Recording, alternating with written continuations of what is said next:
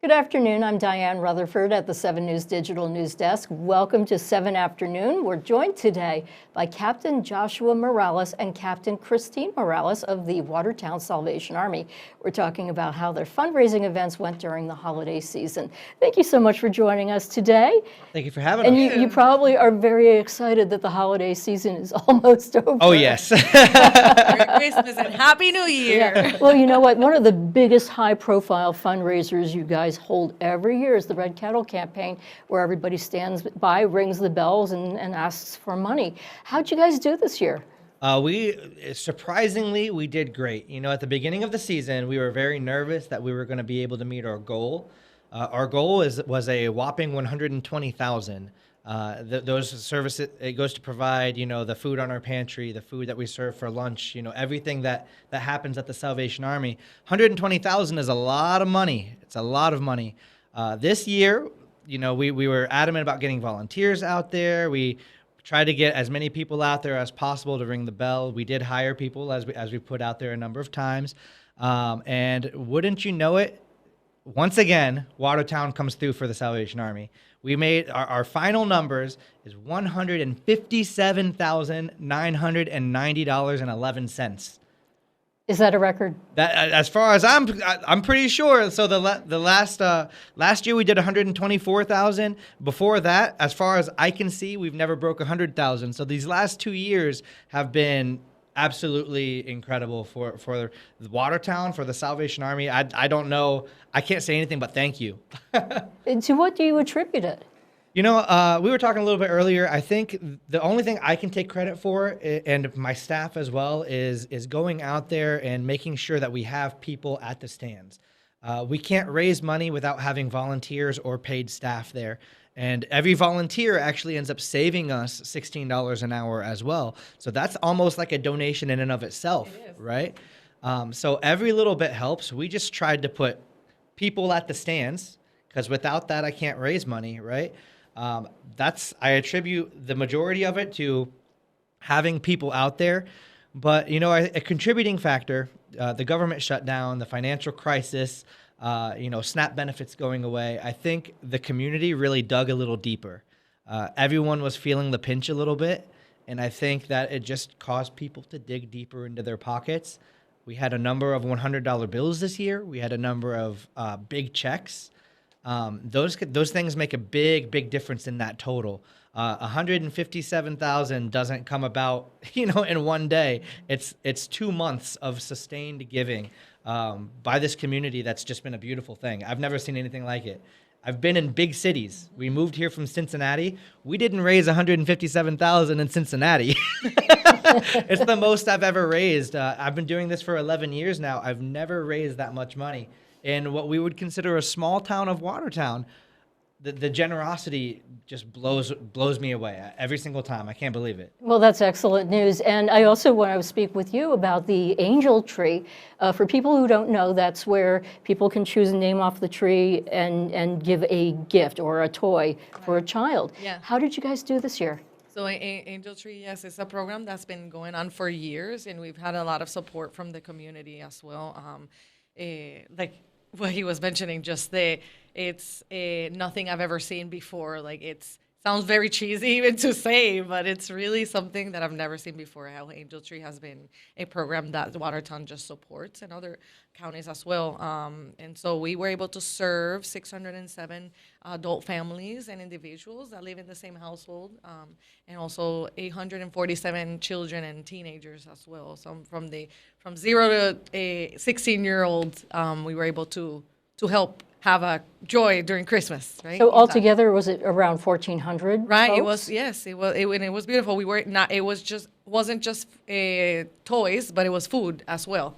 So we were able to provide a pretty decent food box for them to have a holiday meal, and for individuals that may not have younger children, but also needed that help, right? That extra help aside from maybe going to a food pantry.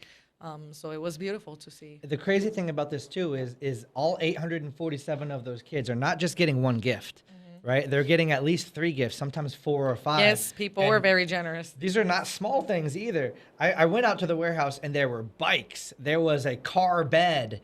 There was like all these crazy things that like it's the generosity of this community is something to be noted. It's Yes. beautiful. Yeah, it was like clothing as well. Like last year we didn't do much of that, and people definitely shopped, had fun with it. You know, I had an individual that many of them people called me that saw the tag, and maybe the tag only had 3 wishes, but they called me because they wanted to know more about the child. They wanted to know what was their favorite color. You know, they really wanted to shop something that the kid would enjoy, but in love, you know, would have fun with it, right? So it was just beautiful to see that it wasn't just someone just grabbing something and that's Right. that. But They want really to be personalized intentional. it. Exactly. Yeah. And It's an it investment, right? very Yeah. intentional. You know, one of those stories is that that young one of the ladies that shared her story to one of the kids, you know, and giving them encouragement. She was once one of those recipients. So back then. this woman had received a gift as a child? Yes, as a child, she paid it forward. homeless, had been living in a car with her mom for a really long time, you know, due to financial constraints. And every year the Salvation Army, you know, mom had applied for these services, and she was able to have food and toys on Christmas, you know, bringing joy, even being a momentary thing. It was beautiful. She remembered that. She remembered that to the point that now she has a stable job and a family of her own, and she wanted to give back. And she encouraged that child, letting them know, you know, this does not have to be your life. You know, right now this is what you're going through, but look at my life. You know, now I worked hard, you know, and I got to a better place now, so that way you can give back, you know, in the future. So it was just left a beautiful, note, right? Right. Yeah, that's absolutely beautiful. So in terms of what you've seen compared to other years, were you serving more people this year? Yeah, definitely. At least in 100 more than last year, we were able to serve a little bit more, you know. And again, just I think the financial situation that have been going on with the government, people were just panicking, right? Like, how am I going to get Christmas and food and all of this? And so when we had these applications going on around October, same with other agencies as well, people dug into that, you know, there was a lot of first timers. That's when this SNAP year. went away. So, Right. you know, when SNAP went away was when we started our Christmas signups. So that's one of the contributing factors to how many families we served this Yeah, year. newer families for sure. That families that didn't know about the program or even were embarrassed to even apply because they were like, I've never in my life had to apply for something like this but things happen, you know, and we just reassured them, you know, I've been through it. I've been through it as well, you know, losing everything. And these services helped me when I was a kid, you know, and a teen. So to reassure them, you know, this is nothing to be embarrassed about, but to be grateful that it's available for everybody. Yeah, and that's you the know? encouragement is like, never feel ashamed to come Right. to us. That's why we exist. We are here whenever someone is down on their luck, whenever someone is in need, we are here to help. We want to help, right? So never be ashamed to come out and ask for help. That's why we exist. Yeah. Now, a lot of people who donate the money, they don't necessarily see the humans behind the whole thing. Tell me some of the stories that you heard during the Red Kettle campaign. Yeah, so we have every day. I'm told different stories of individuals, you know, stories that they've told my bell ringers and things like that. There's one in particular that happened out at Price Chopper. One of my ringers was sitting there, and a little old lady came up and didn't have much of a voice, so leaned in to talk to him and said, you know, during the war, you know, her husband was very happy for free coffee and free donuts, and you know that helped keep him positive and going when things were bleak and hard. There. And this would have been World War II? This was World War II. Yes, this was a long time ago, right? And she But remembered all those years. She remembered, and you know, she gave a little donation, and I was telling you about this earlier. She even went into the store and bought my bell ringer a little space heater. Now, if you've never rang the bell, it gets cold. It gets really cold. Yeah. So this little lady who bought my bell ringer a space heater. She has no idea how much of an impact that space heater made on my bell ringer. Because without going into too much detail, that individual really needs that space heater right now. And it's a beautiful thing that it was contributed by someone who didn't even know. You know what I mean? Like, Yeah. that's, again, where are we? Like, this is beautiful. It's like, I'm in a dream world here, you know? These stories, this is every day. You know, people just want to help. This community wants to help. It's beautiful. The theme this year for the Kettle campaign was giving with joy. And I think, although we may have not like fully expressed that theme as much, it was evident in the different things that took place throughout the what we call the holiday season, right? The different things where people were giving with joy. And, you know, every single person that came gave money or brought toys or clothing or donated, you know, anything. It was they were giving with joy. You know, you can genuinely see that. Yeah. So we hear news reports every year at some Salvation Army somewhere in the country that somebody has put something unusual in the kettle, like a gold coin or, you know, something very valuable, or even not valuable. I'm just curious, what sorts of things have you seen? Well, both good and bad. Yeah, we got a lot of horror stories, let me tell you. And we have to put gloves for this, guys. Yeah. You know, like, please. I mean, there's everything from like chewed gum to cigarette butts and all of that stuff. But you found those long artificial fingernails those too? long like cat nails. But you know, there are certainly, for every bad thing that we found in a bucket, there's certainly success stories. Last year there was one. It was actually the second day that we had Walmart out in Evans Mills last year, and I remember some individual came up to my bell ringer and had a what looked like a thick wad of ones, and he put it in the bucket. And when we opened that bucket to start doing our counting thing, it was a one on the outside. Inside was 15 $100 bills. Oh, wow. Like, that's good, right? This year we got a lot of individual $100 bills. We got a lot of pretty substantial checks, $500 checks, $1,500 checks. You know, those things, it all adds up. These are things that, like, when we see it, we celebrate. Yeah, I hear you have no. a tradition. I hear about this tradition that you do. Will you share that with our viewers? My goodness. I guess I have to now, right? So there is a tradition every night when we're doing our little counting, our little counting party or whatever. If we open up a bucket and we see a $100 bill there, an actual physical $100 bill, I do get on the table and I do a dance. We call it the $100 dance. $100 dance. I'm not gonna do it here. I don't want to scar anybody. But there is a $100 dance that happens. So my board chair, actually, I was told that he pitched it to the Asbury Church, and he said, if you give a $100 bill, you'll make the captain dance. He'll get on the table. Do a little sample for us. You don't have to get up or anything. I'll just do a little, you know. $100 dance. $100 dance. there is, you know, every year I do a Captain Christmas as well. I dress up like Santa Claus and I go out to the Walmart on Arsenal Street. It's usually the last 2 Saturdays of the Christmas season, and you get a little snippet of the $100 dance there because I'm dancing as Santa. Maybe you've seen me out there. I got my music blaring. I look a little different because, you know, I have the long hair and the long white beard. That's clearly not me. but you know, those kind of things. If you're ringing the bell, have fun with it. You know, you're only going to have as much fun as you allow yourself to have. So you can dress up like Santa and dance as well, and I guarantee it's going to impact what's in your bucket, right? Sure. Every little bit helps. But yeah, we've had a number of good surprises in our buckets, as well as those weird, iffy ones. Now, how about for the angel tree? I know you mentioned earlier that you get some really nice gifts. Anything unusual or really extravagant? I mean, well, extravagant, like as getting beds, you know, that was something that was on one of 2 of the kids' wish lists, and I was like, I don't think, you know, I've never seen someone really donating something that large, you know, but I left it on the tag, you know, in case.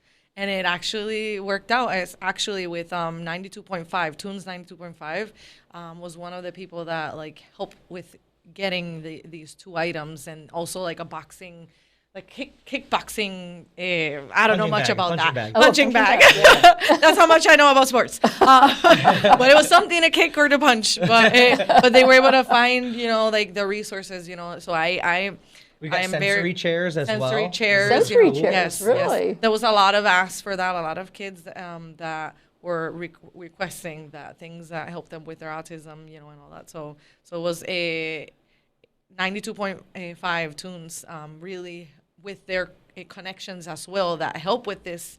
They've been doing it for 18 years. They've been working with the Salvation Army and with other organizations to help make, they call it Christmas Crusade. And I was like, wow, like you guys really got this, like, so between the beds and the kickboxing? The punching bag. Punching bag. This is That it was was- one of those punching bags that you hang from the ceiling, and Okay. like the Yeah. big ones. Yeah. Yeah? Yeah. So Yeah. and so I attested to a lot of other locations that have always supported the Angel Tree program, and I've done it through Tunes 92.5. So they've been great. Those were the most impressive things that I've never in my life, have seen those large items. So Yeah. There were some really, really like, if you were one of the people who spent a lot of money on these gifts, I can't say thank you enough. My board chair went out to pick up toys for us in Louville at the Walmart in Louville, and he said as he was picking up toys, there was a woman in line there who her total bill on just Angel Tree toys came up to $1,000. And Really? then behind her, there was another lady who paid $600 for Angel Tree toys. If you have the means to do that, God bless you and thank you, because those things that just astounds me. It's beautiful. I can't say that enough. It right? goes a long way. I mean, I've never had, Cincinnati, it was maybe 2 or 3 gifts that we could, and people could afford as well to give us. And it was beautiful to be able to give that amount of toys. And we thought that was a lot, Yeah, what was the reaction from any children that you might have? I mean, there were a lot of times parents don't bring their kids on, Sure, on purpose, sure, right? because they think Santa. Right, and that's why we cover them. A lot of people say, "Why do you put things like in they're trash bags?" But we cover them in case parents have to bring their kids. It's like if they ask, none of your business, right? For Christmas, but it's really cover it so to protect the parent to be able to, because the whole point is that it's not really coming from the Salvation Army, but it's allowing the parent to do their wrapping and all that stuff, that it's coming from them. Awesome. It's an opportunity for them to ease that burden.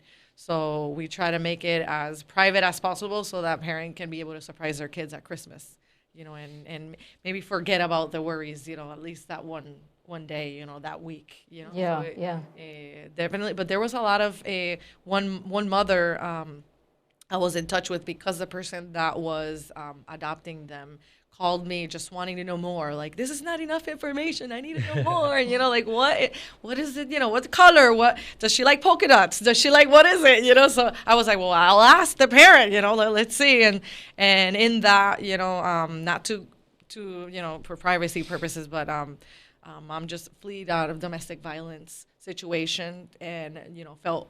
It came to Watertown lonely with her girl, and finally got a home, and her room didn't have personality.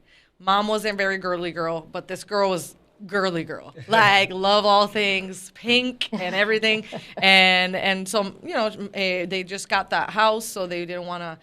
She didn't have a lot of money to like full on bling the room, but because of the circumstances, I shared that with a person that adopted this girl, and she went all out.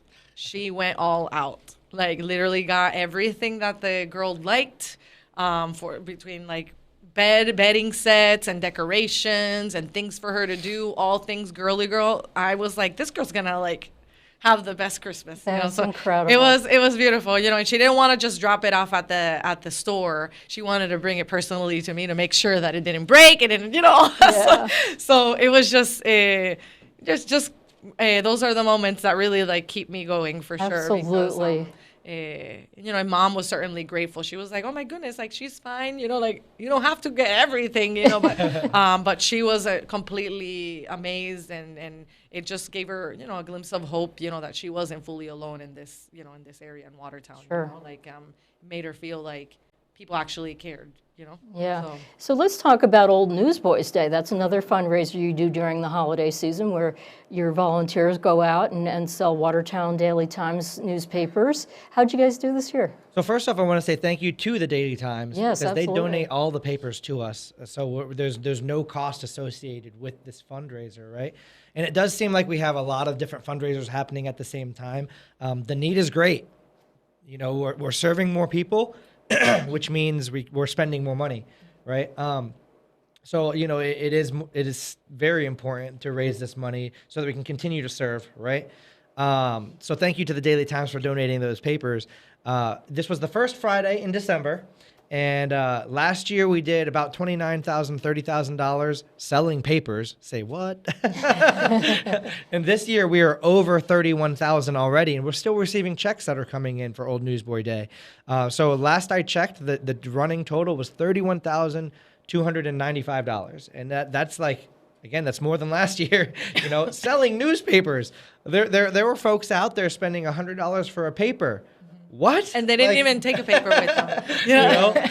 It's crazy. I mean, Mel Bustler was out there selling papers for us out of Walmart. He does that you know? every year. He's been very dedicated. I do want to it. shout out Mark Mason Jr. as well. Mark Mason rang the bell for us out at Sam's Club for 3 hours, and he killed it as well. I don't have the total for his bucket off the top of my head, but he did very, very well for 3 hours. Very right? enthusiastic to do it too. That's Like good. he was really wanting to do this, give back in that way. So Yeah, that is incredible. Yeah, look, every little bit helps. So there was a fire department that was out there selling papers for us out at Runnings. They brought out the truck, and they were making it all like fancy and everything like that in honor of Dave Bonney.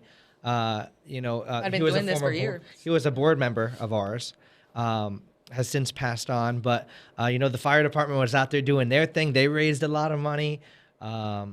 Joe Roselli was our top earner this year. He went out and got $7,200 of sponsorships for papers, and he does the nice thing of like signing his paper and hand delivering them and all of that. And all of these things, these are traditions that have established themselves here in Watertown. It's a Christmas tradition, people expect it now.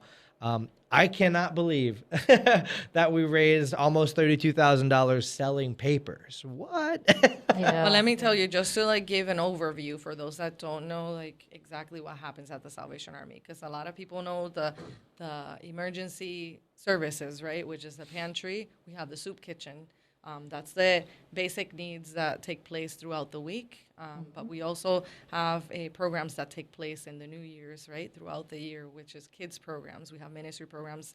We call it the Kids Club, where we do ministry with them. We teach them about Jesus, but we also do teach them about different values. We give them Life workshops, skills. life skills, different workshops and all that stuff.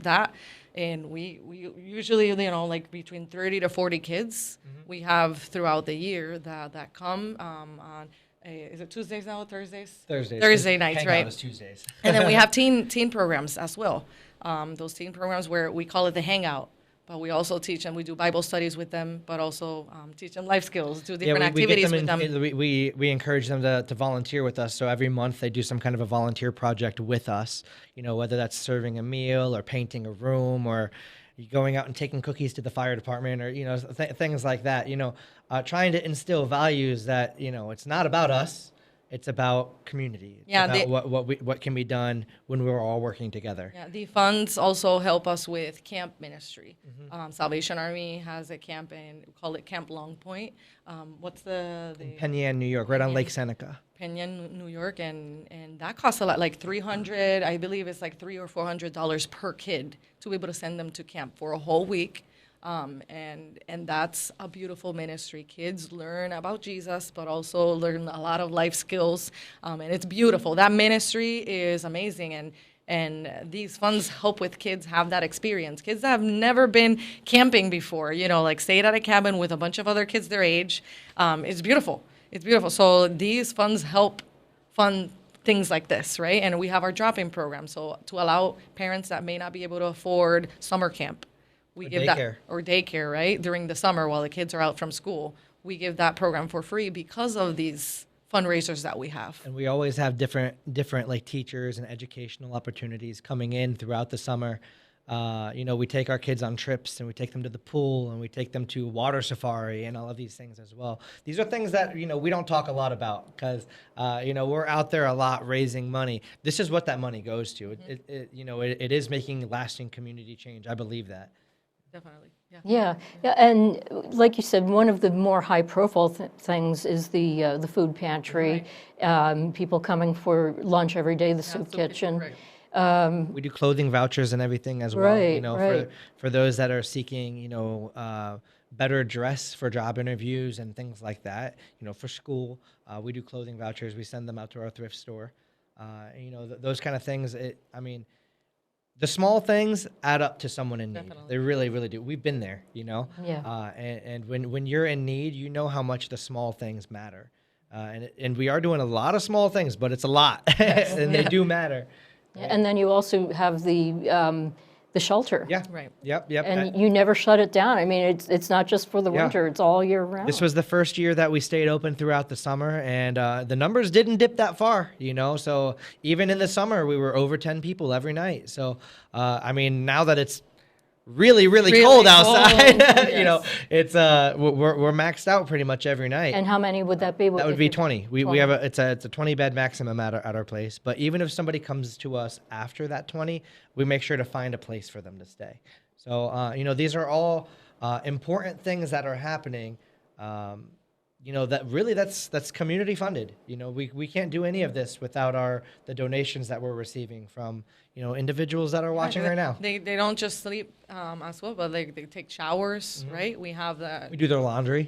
and all that. So that all you know how that is, right? When you do laundry, it costs money to get detergent. It costs money. Yeah. All of that, every little bit helps. Whether it's monetary or time.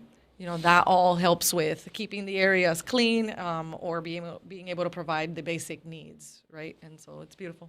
Yep. It's got to be extremely gratifying for the two of you. I mean, you're husband and wife, and you live this. Yes. You talk the talk, you walk the walk. Our offices are connected, so Yes. we gotta keep that door closed. I mean, it's got to be incredibly gratifying for you as a couple. Yes, it is. It definitely is. Definitely exhausting as well. There are days where we're like, oh my goodness.